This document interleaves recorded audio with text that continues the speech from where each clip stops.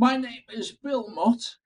I'm retired Garrison Sergeant Major, London District. I served as a Welsh Guards for 37 years. And my top tip is it's nice to be important, but it's important to be nice. Fantastic. Well, as always, Bill, it's been an honor having you on the podcast, sharing your wisdom, and you model the humility, the humanity, and a nice bit of humor. And I'm sure you've got some wonderful, humorous remarks that you use with the young men when their bed blocks aren't quite right or their room is a mess. But thank you very much for being on the Inspiring Leadership podcast. And I wish you every success in the work you're doing. It's been a pleasure, Jonathan. It's Thank good you, to sir. talk to you.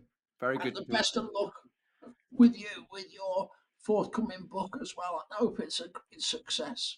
Thank you very much indeed, Billy. It's lovely having you on. Bye for now. Bye bye.